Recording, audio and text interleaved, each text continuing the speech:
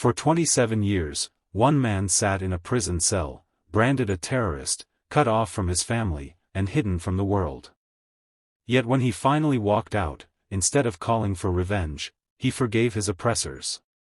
This is the untold story of Nelson Mandela. Nelson Mandela was born on July 18, 1918, in the tiny village of Mvizo, in South Africa's Eastern Cape. His birth name was Ralilala, a Xhosa word often translated as troublemaker. Mandela came from a family of chiefs. His father, Gadla Henry Mfakani-Iswa, was a respected local chief and advisor to the Thembu royal house.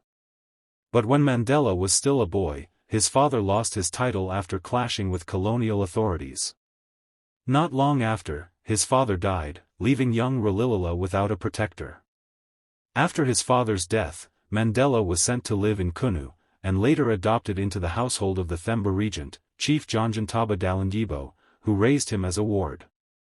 This gave Mandela a rare vantage point. He lived among ordinary villagers, herding cattle barefoot in the hills, yet also observed the leadership of traditional African royalty. It was at a local Methodist school that he first received the name Nelson. His teacher, following colonial custom, gave him an English name on his first day of class, something that would mark him for life. Despite growing up under colonial rule, Mandela's childhood was filled with stories of African heroes and resistance. Around fires, elders told tales of past warriors who fought for freedom. These stories ignited in him an early awareness of injustice and a longing for dignity. Mandela's early struggles included poverty, loss, and displacement. He worked in fields, fetched water, and lived simply, but always carried the weight of knowing his people were treated as second-class citizens in their own land. By his teenage years, Mandela was sent to Fort Hare University, one of the very few institutions that allowed black South Africans to pursue higher education. There, he studied law and began sharpening his political ideas. But more importantly, Fort Hare was where Mandela first tasted rebellion. When he joined a student boycott against university policies, he was expelled, his first real confrontation with authority. These formative years, shaped by loss, tradition, discipline, and defiance, prepared Mandela for the battles that would define his life. After his expulsion from Fort Hare University, Nelson Mandela's life took a dramatic turn. To escape an arranged marriage planned by his guardian, Chief Janjantaba, Mandela fled to Johannesburg in 1941.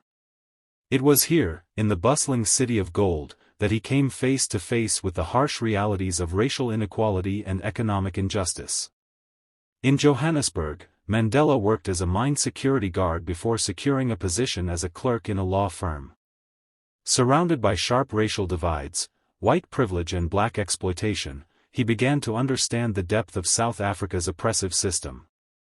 Hungry for knowledge, he studied law at the University of Witwatersrand, one of the only black students there, enduring both academic rigor and racial discrimination. By the mid-1940s, Mandela joined the African National Congress, ANC, a political organization that had been operating since 1912. But Mandela, alongside Walter Sisulu, Oliver Tambo, and Anton Lembede, felt the ANC was too cautious, too slow. Together, they founded the ANC Youth League in 1944, demanding a more radical, mass-based approach to ending apartheid. Mandela's career as a lawyer also began to rise. In 1952, he and Oliver Tambo opened South Africa's first black law firm, Mandela and Tambo Attorneys, defending those brutalized by apartheid laws.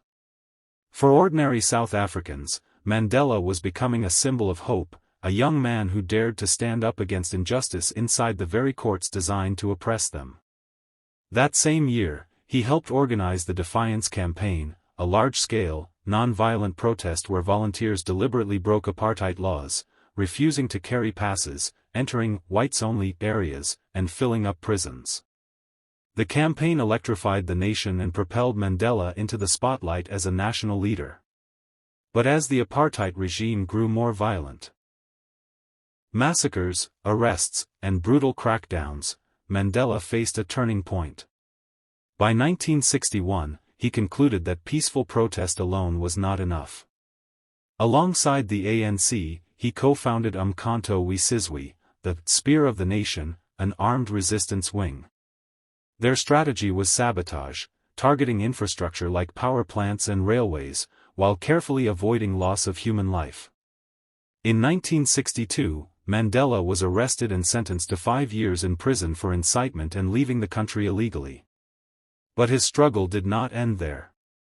During the famous Rivonia trial in 1964, Mandela and his comrades were charged with plotting to overthrow the government.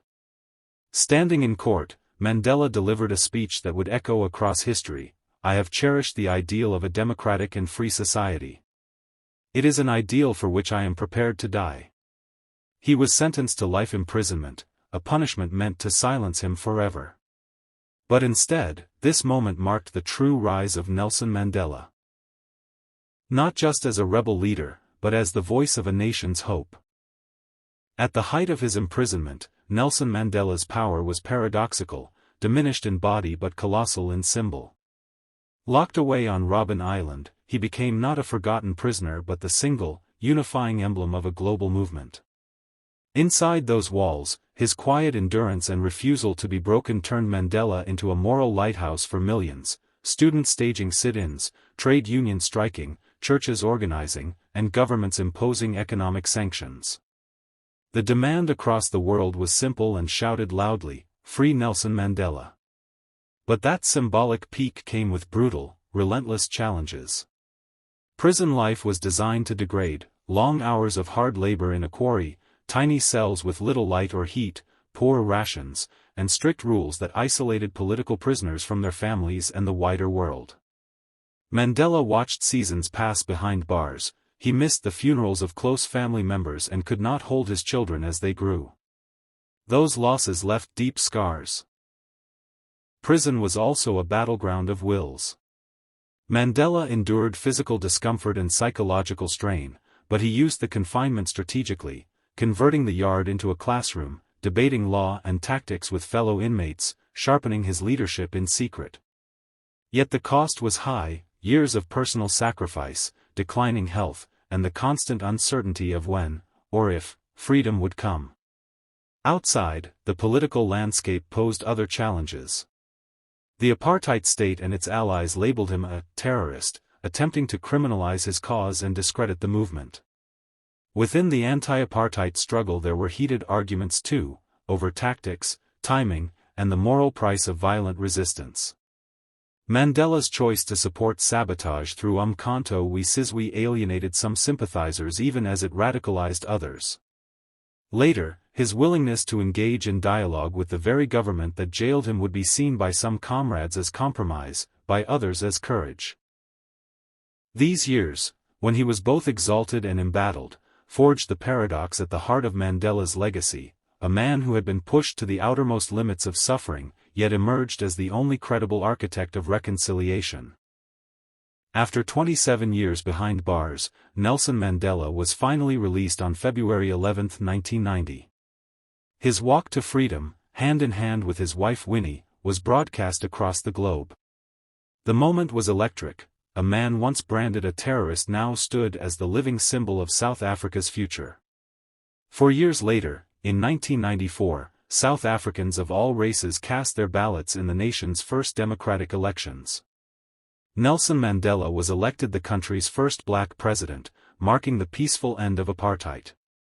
His presidency focused on reconciliation, not revenge. Instead of punishing his former jailers, Mandela invited them to the table. Through the Truth and Reconciliation Commission, led by Archbishop Desmond Tutu, victims of apartheid could speak, and perpetrators could confess, a bold and controversial experiment in national healing. Mandela also championed education, poverty reduction, and unity, famously donning the jersey of South Africa's mostly white rugby team during the 1995 Rugby World Cup.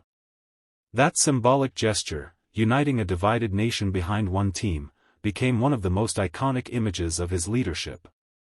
Globally, Mandela's influence extended far beyond South Africa. He became a mediator in conflicts across Africa, a relentless voice against inequality, and a defender of human rights.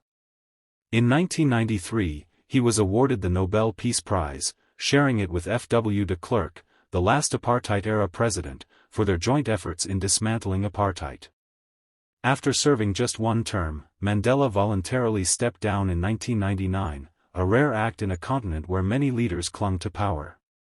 Even in retirement, he worked through the Nelson Mandela Foundation, focusing on HIV, AIDS awareness, peace, and social justice. On December 5, 2013, Mandela passed away at the age of 95. His funeral was attended by world leaders, royalty, and millions of mourners, cementing his status as not just a South African hero, but a global icon of justice and forgiveness. Today, his legacy lives on in movements for equality worldwide. Statues of Mandela stand in cities across the globe. His words, about courage, freedom, and forgiveness, are quoted in classrooms, parliaments, and protest marches. For many, Mandela is proof that a single life, grounded in principle, can reshape a nation and inspire the world. If Nelson Mandela's untold story moved you, don't stop here.